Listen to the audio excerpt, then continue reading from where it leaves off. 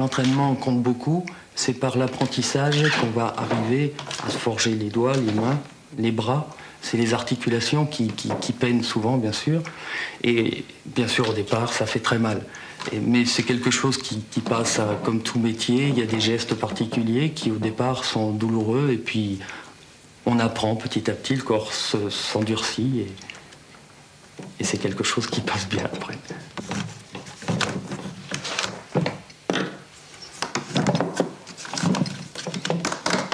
Les principaux outils qu'utilise le vannier sont de toute façon très simples. C'est en général donc un poinçon qui permet de faire un passage entre plusieurs brins pour en passer un autre, d'écarter certains brins pour en piquer un, etc. Le poinçon alors courbé ou droit, suivant l'endroit du panier qu'on va avoir à passer, et la batte qui sert à tasser le travail. La solidité de l'article fini dépend beaucoup de cet outil-là.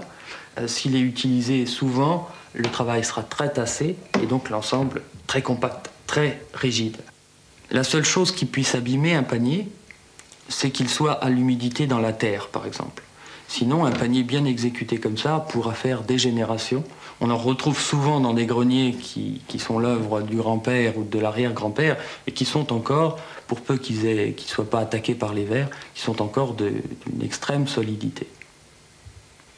On utilise aussi la serpette qui sert à tailler les pointes des brins en biseau avant de les piquer dans le travail, qui sert à éplucher aussi, qui peut servir à enlever une partie de l'écorce qui est restée sur le brin. Et puis, outil plus moderne, mais c'est le prolongement de la main, c'est le sécateur qui permet donc de couper les brins. Et bien sûr, les outils primordiaux dans la vannerie, c'est bien sûr les doigts, les mains. Il n'y a pas de machine pour exécuter les travaux de vannerie. Comme on dit souvent, on n'est pas très modeste, mais une machine ne fera jamais une toile de maître, une machine ne fera jamais un panier. Donc les doigts, les yeux, la tête pour penser, c'est un métier de création. Une bonne façon de juger de la qualité et de la solidité d'un produit en vannerie, c'est de contrôler le soin avec lequel il a été épluché. Si des aspérités et des brins dépassent à l'intérieur ou à l'extérieur, ils s'accrocheront à l'utilisation et votre panier sera vite détruit. Si vous voulez qu'il dure longtemps, vérifiez qu'il soit doux à toucher. J'utilise principalement pour faire mon métier l'osier. L'osier, c'est donc cette matière-là, c'est de la famille du saule. Le saule, tout le monde connaît, hein, ça pousse chez nous, souvent au bord des rivières. On reconnaît bien cet arbre avec ce tronc et cette grosse tête. Et puis ces branches qui partent, qui sont toujours érigées vers le haut. Hein. Et donc l'osier a été bien sûr sélectionné. On ne travaille plus maintenant l'osier tel qu'il pousse à l'état sauvage dans la nature. On a sélectionné des brins, des espèces, et de façon à obtenir l'osier qui avait la meilleure qualité vannière. On essaie, dans la plupart des cas, d'utiliser de l'osier le plus vieux possible. Si on utilise l'osier frais, c'est-à-dire fraîchement coupé, il n'aura pas de bonne qualité vannière. Il va être plus léger, il va se casser, et le travail réalisé sera donc pas de bonne qualité. Le trempage est nécessaire pour travailler l'osier parce qu'une branche d'osier sec, c'est comme une allumette. Si on essaie de la plier, elle va se casser. Donc on trempe l'osier blanc environ 1 heure. Et l'osier brut, donc avec son écorce, lui demande un trempage beaucoup plus long, qui est de l'ordre de 4 ou 5 jours, suivant la température de l'eau.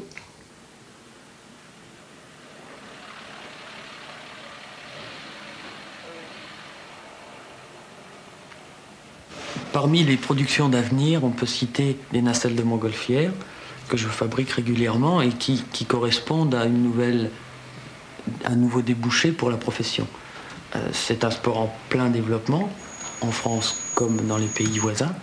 Et cette fabrication qui demande une haute technicité, une compétence totale, on est amené là à garantir bien sûr totalement notre travail. Et la preuve que la vannerie d'aujourd'hui, basée sur des techniques d'hier et d'avant-hier, reste très actuelle. C'est un produit, la nacelle de montgolfière est pratiquement irremplaçable. C'est la seule à rester assez souple et néanmoins assez solide pour résister aux atterrissages quelquefois mouvementés. Et cette fabrication emporte, comme elle emporte les nacelles au-dessus de nos têtes, emporte la vannerie vers l'an 2000.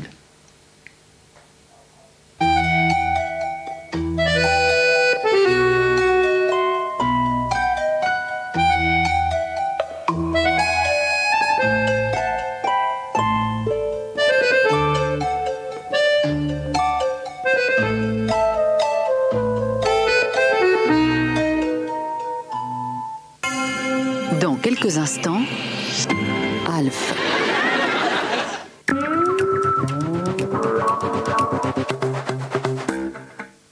Allô, oui, bonjour. Bertrand Mallet de Nex Assurance. 6 chevaux, 30% de bonus. Nantes, pas d'accident. En tout risque, 2200 francs par an. Les prix de Nex Assurance sont parmi les plus bas du marché. Je serai votre unique interlocuteur. Vous aussi, téléphonez au 0800 100 203. N'oubliez pas, 0800 100 203. Téléphonez maintenant pour un devis auto immédiat. L'océan captive l'humanité. Monde inconnu et invisible, il est notre mémoire mais aussi notre seul espoir de ressources futures. Avec Planète Océan, plongez dans la connaissance. Des scientifiques apportent des réponses à ce qui demeure la dernière région inexplorée du monde. Un voyage dans l'extrême, où se croisent des énergies puissantes, des créatures étranges et des volcans sans égal sur Terre. Connaître les océans, c'est comprendre notre planète. Planète Océan, une collection de 8 cassettes vidéo à découvrir chez vous.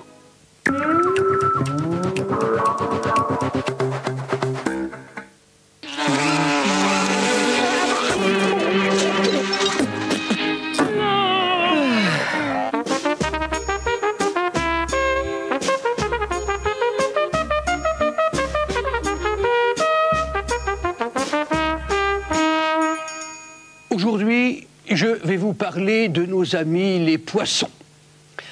Adaptés à la vie dans l'eau, les poissons sont imperméables et leur couleur inaltérable. Ils ne déteignent pas dans l'eau. Dans le noir, on reconnaît un poisson à son odeur. Il sent le poisson. La tête du poisson se termine de chaque côté par une fente qu'on appelle l'ouïe. On y trouve les branchies qui remplacent les poumons. Elles sont protégées par l'opercule. On distingue deux sortes de poissons, les mous, appelés poissons cartilagineux, et les pas mous, appelés poissons osseux. Les poissons mous sont des prédateurs, ils vivent dans la mer, la roussette, le requin et la raie, souvent au milieu. Les poissons pas mous sont les plus nombreux et nos poissons familiers, la carpe, la truite, le saumon, la sardine, le hareng. On me raconte que c'est à cause de la transpiration des harengs que la mer est salée. Mais ça n'a jamais été vérifié. Regardons un poisson. Mettez un poisson dans un aquarium, s'il remonte à la surface, le ventre en l'air, c'est qu'il est mort. Sinon, il reste immobile dans l'eau, et ceci grâce à ses nageoires, qui sont des organes de stabilisation. Les nageoires sont aussi des organes de propulsion. Elles permettent aux harengs de faire du 7 km/h et au thon des pointes de 80 km/h. On distingue les nageoires qui vont par paire, les deux pectorales et les deux abdominales, et les nageoires uniques.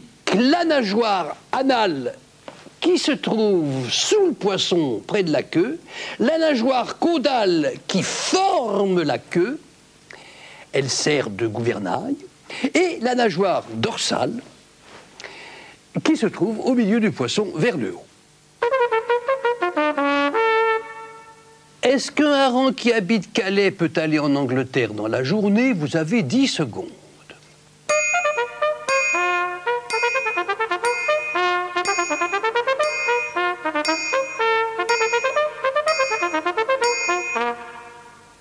Le hareng fait du 7 km/h.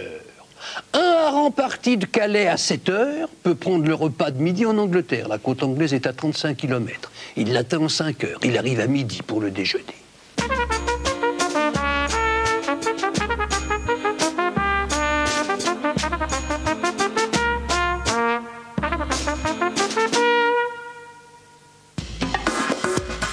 Retrouvez ce programme en vidéocassette. Pour obtenir des renseignements concernant tous les titres disponibles et savoir comment vous les procurer, il vous suffit d'écrire à la 5e boutique, boîte postale 20011, 21 096, Dijon-Cedex 9, ou de téléphoner au 0803 05 55 55. Vous pouvez également utiliser votre Minitel 3615 code 5e ou vous connecter sur le site internet de la 5e www.la5e.fr.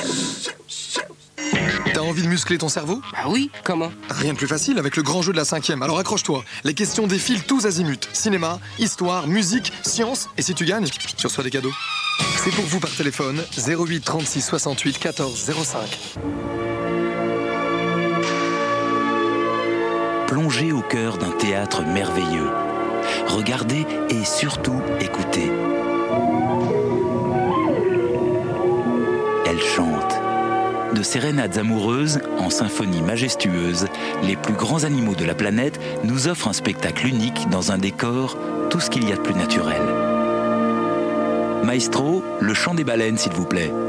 Planète Océan, demain 12h45 sur la 5e.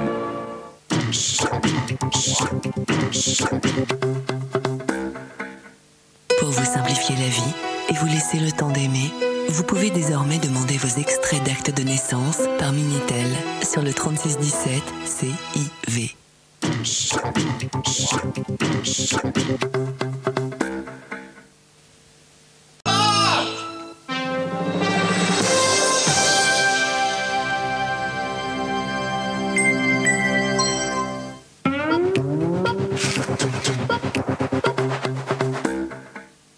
Allô, oui, bonjour.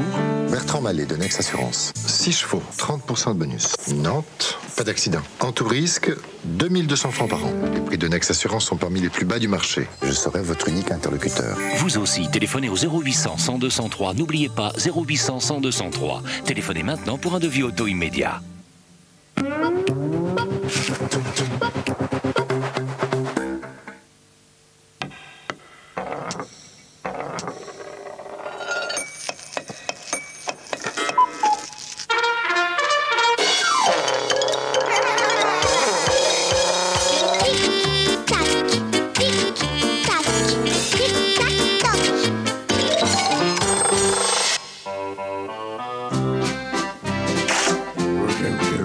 Si un jour vous êtes en pleine discussion avec un policier, n'hésitez pas à lui demander de bien vouloir éteindre la lampe qui vous balance en pleine poire. Eh oui, prendre une baffe de temps en temps, d'accord, mais se faire bombarder par des ondes lumineuses, alors là, non, c'est inadmissible.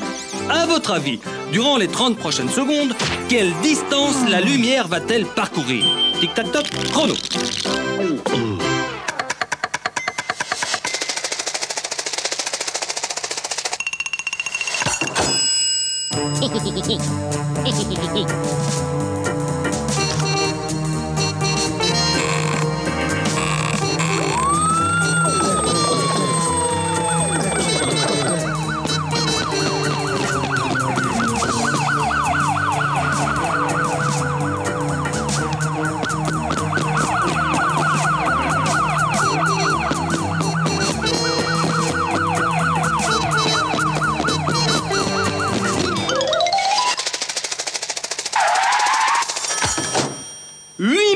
« 993 774 km. Toutes les 30 secondes, la lumière parcourt une distance de près de 9 millions de kilomètres. La source principale de lumière naturelle est le soleil. Le feu ou l'électricité permettent, eux, de produire de la lumière artificielle. Quand une source de chaleur atteint une certaine intensité, son rayonnement produit de la lumière. Dans le cas de l'ampoule électrique, le filament est chauffé jusqu'à incandescence par le mouvement des électrons qui le traversent.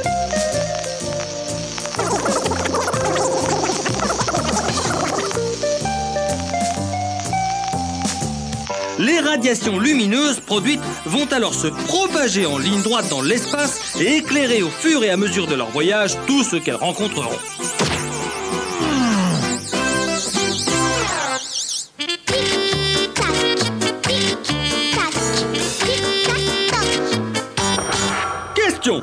L'étoile l'étoile la plus proche de nous est appelée Proxima Centauri. Une distance de 4 années-lumière nous en sépare. À votre avis, combien de temps faut-il à sa lumière pour atteindre notre bonne vieille Terre? Tic-tac-toc, chrono.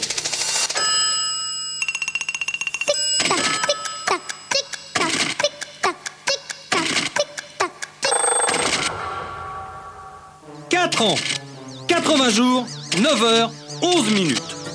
Bien que Proxima Centauri soit l'étoile la plus proche de la Terre, sa lumière doit quand même parcourir l'espace pendant un peu plus de 4 ans pour que nous puissions la voir à l'œil nu. Sauf si, bien entendu, vous avez les yeux au coquard, car alors vous aurez peut-être du mal à en admirer sa céleste beauté.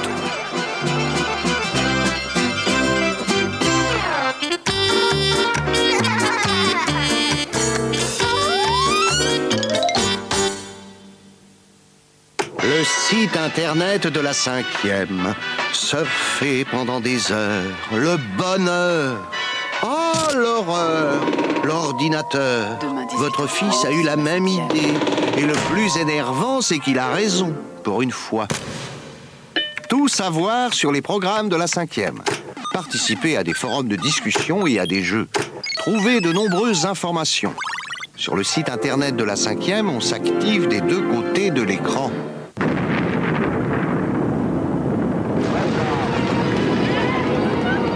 1964.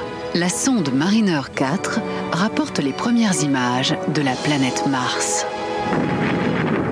Les expéditions vers les astres du système solaire se sont multipliées depuis. Voir là-haut si j'y suis. Le secret des planètes, dimanche 14h sur la 5e.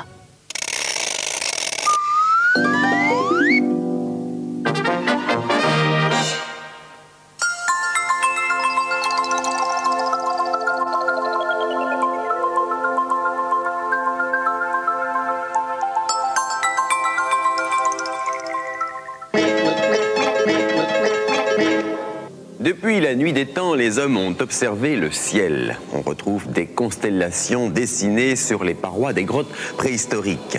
Les alignements de mégalithes, comme le fameux Stonehenge en Angleterre, sont souvent en relation avec la position des étoiles ou des planètes.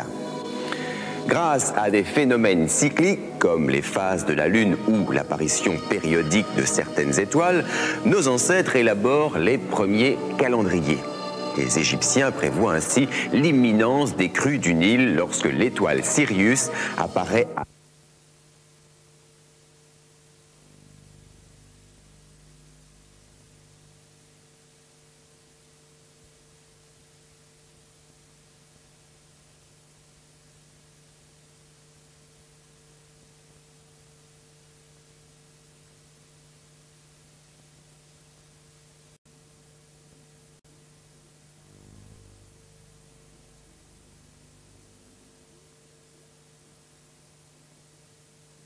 la hauteur des astres par rapport à l'horizon jusqu'à la Renaissance.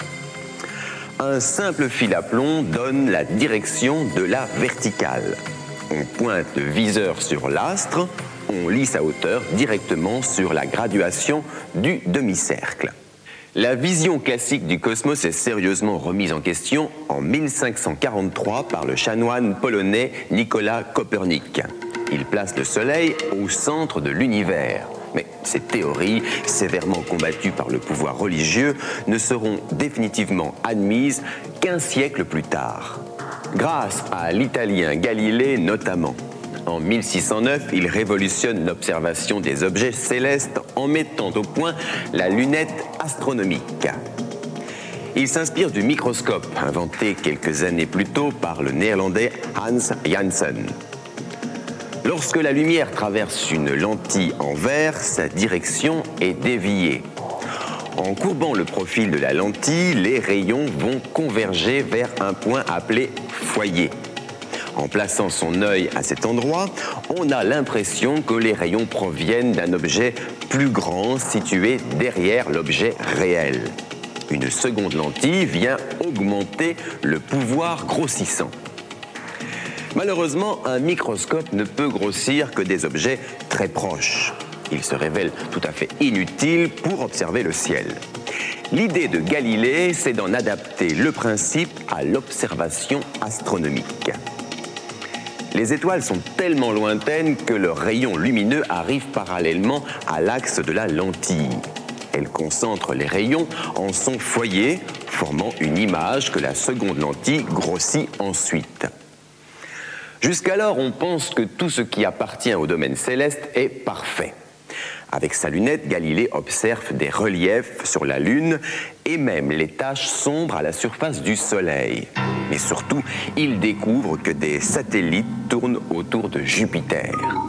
Stupeur, la Terre n'est pas le centre de rotation de l'univers. La fabrication des lentilles se fait à la main. Elle réclame un très grand savoir-faire. Le verre doit être parfaitement homogène et poli avec une précision extrême pour obtenir une image claire. Pourtant, tout cela n'empêche pas certains défauts d'observation inhérents à la nature même de la lumière. Elle est composée de plusieurs couleurs, comme nous pouvons le voir dans un arc-en-ciel. Or, celles-ci ne sont pas toutes déviées de la même manière par le vert. Le bleu converge plus que le rouge, ce qui crée des franges colorées sur les bords de l'image. En taillant des lentilles dont le foyer est lointain, on atténue cet effet. C'est pour cela que l'on fabrique des lunettes de plusieurs dizaines de mètres de long. Ce problème est résolu pour le bleu et le rouge en 1757 par l'anglais John Dollond. Il intercale une lentille qui redresse sélectivement les rayons. Aujourd'hui, on rencontre fréquemment jusqu'à 10 lentilles correctrices pour éliminer tous les défauts d'observation. Pour observer des astres de faible luminosité et même invisibles à l'œil nu, on cherche à agrandir la première lentille de la lunette, celle qui concentre la lumière venue du ciel. Mais on ne peut guère dépasser 1 mètre de diamètre. Au-delà, les problèmes d'homogénéité du verre, de polissage et de franges colorées deviennent impossibles à surmonter. Dès le XVIIIe siècle, Isaac Newton trouve une excellente solution. Le savant anglais a l'idée d'obtenir la concentration des rayons lumineux non plus avec une lentille, mais à l'aide d'un miroir. C'est le télescope. La lumière rebondit sur le miroir comme une balle sur un mur. Quand il est en forme de parabole, tous les rayons parallèles à son axe se concentrent en un point. Un second miroir réfléchit cette image sur le côté, où une lentille classique la grossit. L'immense avantage, c'est que la lumière venant des astres ne traverse pas le verre. Le problème des couleurs disparaît. Le premier télescope est fabriqué en 1672. Il n'a que 2,5 cm de diamètre et son miroir est en bronze. Newton le perfectionne. Il parvient à observer les anneaux de Saturne et à dresser une première carte de Mars. Cependant, le bronze réfléchit assez mal la lumière. Il s'oxyde et se déforme facilement, si bien qu'il faudra près d'1 siècle au télescope pour s'imposer définitivement. Les premiers grands miroirs sont l'œuvre de l'anglais William Herschel, vers 1780. Son chef-d'œuvre de 1,22 m de diamètre grossit 6000 fois. Il découvre une nouvelle planète, Uranus. Au XIXe siècle, l'étude du ciel profite de tous les progrès scientifiques. En 1814, Fraunhofer, un opticien bavarois, décompose la lumière des astres en ses différents traits de couleur grâce à un prisme. C'est ce que l'on appelle un spectre. Il remarque que les planètes et les étoiles ont des spectres différents. Or, chacun des raies de lumière qui les composent sont dus à la présence d'un élément chimique qui a participé à son émission. C'est ainsi que l'on peut connaître la matière dont sont faites les étoiles lointaines grâce à leur spectre. À cette époque, on dessine à la main ce que l'on observe.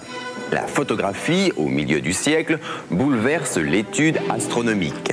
On dispose désormais de reproductions parfaites de la voûte céleste.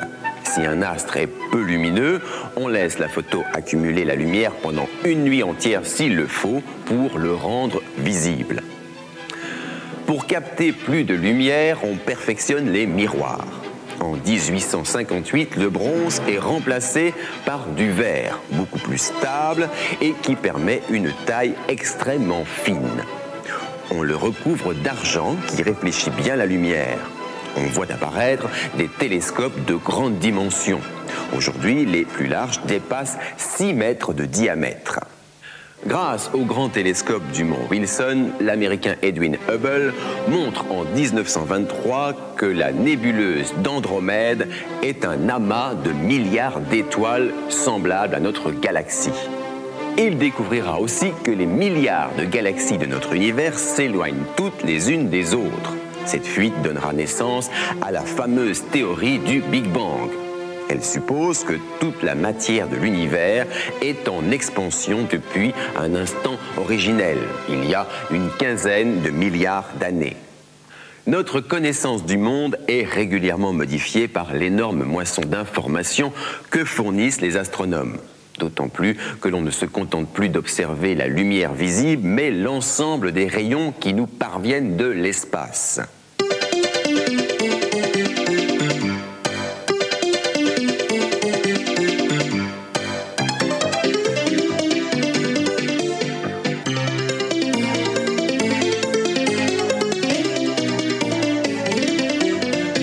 Chaque rayonnement est une onde.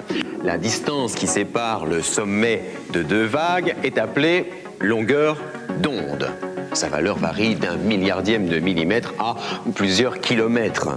Des longueurs d'onde les plus courtes aux plus longues, on trouve les rayons gamma, les rayons X, les ultraviolets, la lumière visible, les infrarouges et enfin les ondes radio.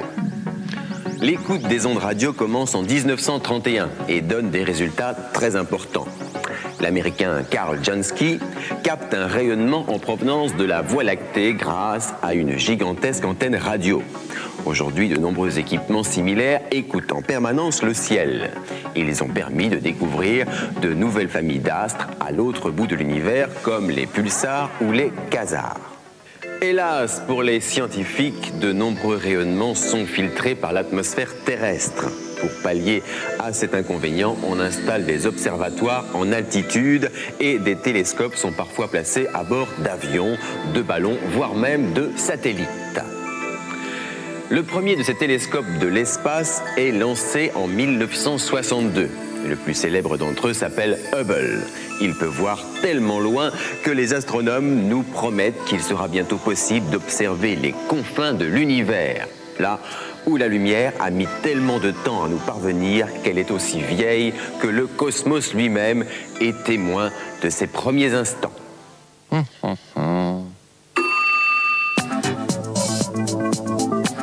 L'astronomie n'est pas encore au bout de ses découvertes. Alors que certaines familles de rayonnements sont presque vierges d'observation, le domaine de la lumière visible et des ondes radio continue à nous apporter chaque année leur lot de révélations et de nouvelles interrogations. Le tri de cette énorme moisson de données cosmiques est désormais exécuté par des ordinateurs.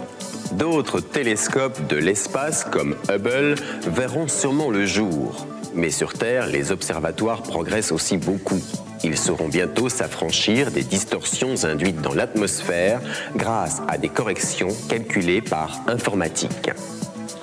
Ce qui n'empêchera pas des astronomes amateurs persévérants de continuer à découvrir de nouvelles comètes avant les scientifiques. Alors, à vos lunettes astronomiques, peut-être un objet céleste portera-t-il un jour votre nom ?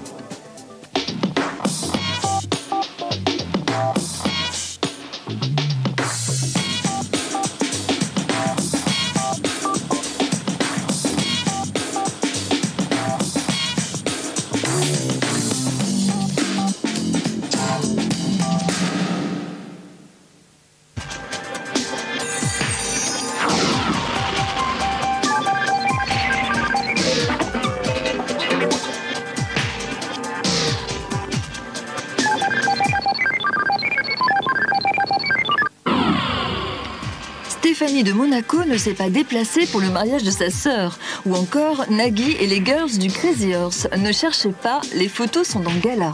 Vous savez, Gala, le magazine des gens célèbres. On le trouve au rayon des magazines féminins, au milieu d'autres titres de presse people, tous à l'affût des potins sur la vie privée des stars. Mais attention, Gala, c'est le nec plus ultra. Papier glacé et luxe assuré, pas le genre à publier les photos volées des paparazzi. Entre liberté de la presse et respect de la vie privée, Galilée a suivi les tribulations d'un photographe people dans les rues de Paris. À vous de juger.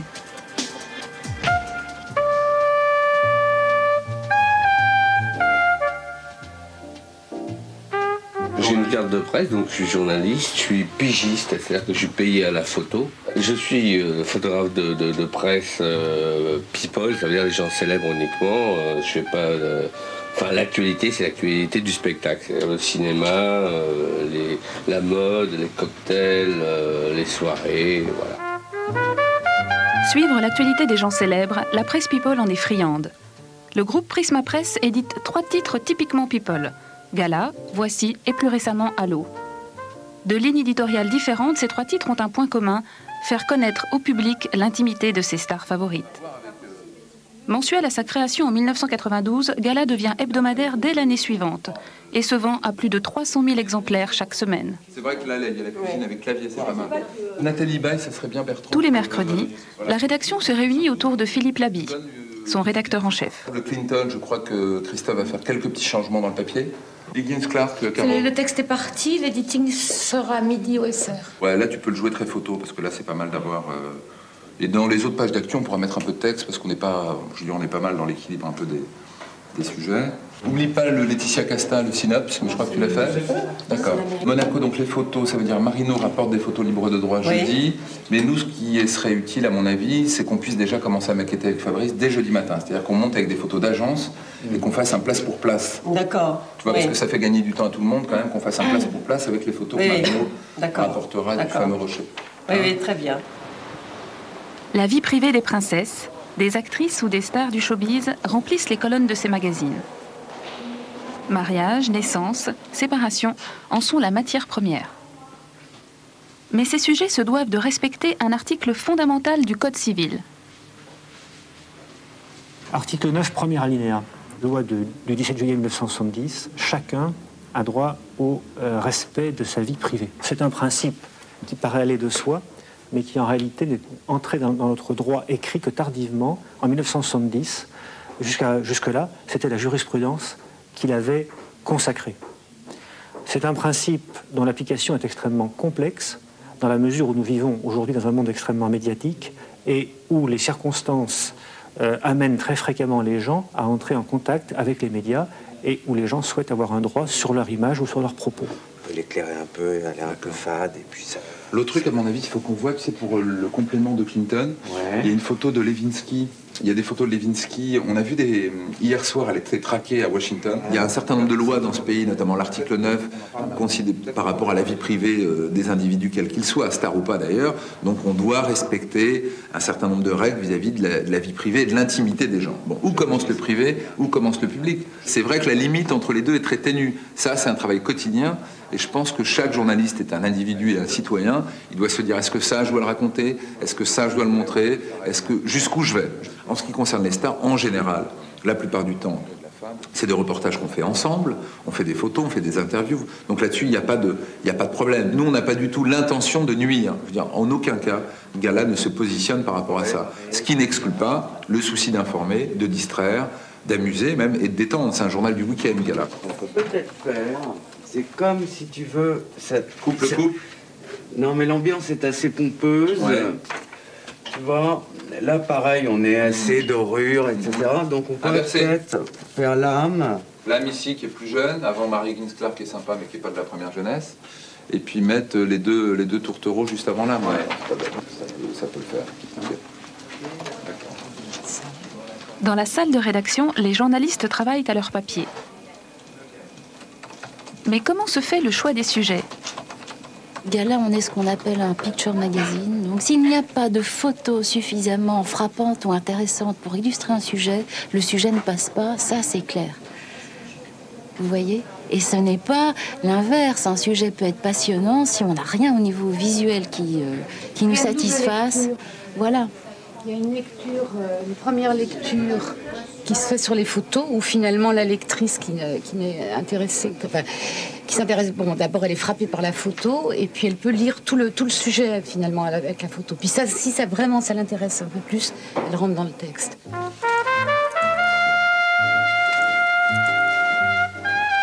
C'est un boulot qui est pas si tranquille que ça, parce que normalement dans un canard, une bonne photo, c'est quand la célébrité te regarde pile dans les yeux. Et comme on est 15 autour de cette célébrité, il faut se bagarrer pour être dans l'axe du regard. Par exemple, on fait 10 soirées. Dans un comme voici, ils en prendront une soirée par semaine. Dans les galas, tu as la concurrence des grandes agences quand même. Hein. Là, les types, ils arrivent à 9h du matin, alors que toi, tu es encore au lit et tu n'as pas encore développé tes photos. Le service photo fonctionne par rapport à trois pôles, en fait. Ce qui nous arrive de l'extérieur, c'est-à-dire d'agences photo, c'est-à-dire toute l'actu mondiale, politique, people, etc. Ce que nous recherchons nous-mêmes, parce qu'on a décidé de faire un sujet sur quelqu'un, parce qu'il est dans l'actualité, il sort un film, donc là, on cherche des photos en agence. Il y a la troisième solution qui est, nous allons produire des photos. C'est-à-dire, nous avons un rendez-vous avec quelqu'un, et là, nous envoyons quelqu'un, un photographe à nous, qui va faire le sujet. Quand il y a des photographes indépendants qui viennent proposer un sujet qui nous plaît, on peut tout à fait leur acheter le sujet. C'est tout pour toi ? Des photos, je dirais, entre guillemets, paparazzi, c'est-à-dire toute photo où la personne n'est pas d'accord pour la publication de cette photo ou qui a été prise à son insu. Toutes ces photos-là, nous ne les passons pas dans le gala. C'est une règle. Ok, et tu n'as pas eu Clinton et le pape? Non, pas encore. Et qu'est-ce que j'ai pas vu? Et Hussein avec son fils? Pas encore. De toute façon, c'est des photos officielles et...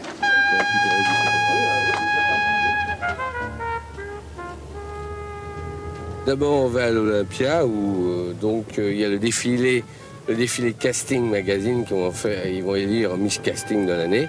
Et on ira au Bâche, qui est une boîte. Et ensuite, on ira à la soirée casting au VIP Room. J'espère qu'il y aura le jury de casting, c'est-à-dire Jean-Paul Gaultier et puis Laetitia Casta, qui viendront. C'est un boulot où tu rentres parfois entre 3 et 4h, 5h du matin, et il faut être debout le matin pour aller porter les films au labo, et ensuite les sélectionner et cavaler au bouclage de, par exemple, le gala. Dans ces soirées très guindées, on peut les caser dans le gala. Les photos plus olé drôles, c'est pour Voici.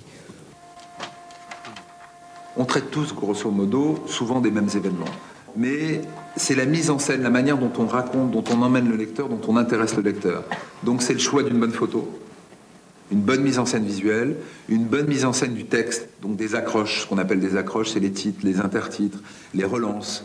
Donc la manière dont on va présenter le support est différenciée par rapport aux autres. On a un format qui est quand même assez exceptionnel, donc papier glacé, très bonne qualité d'impression.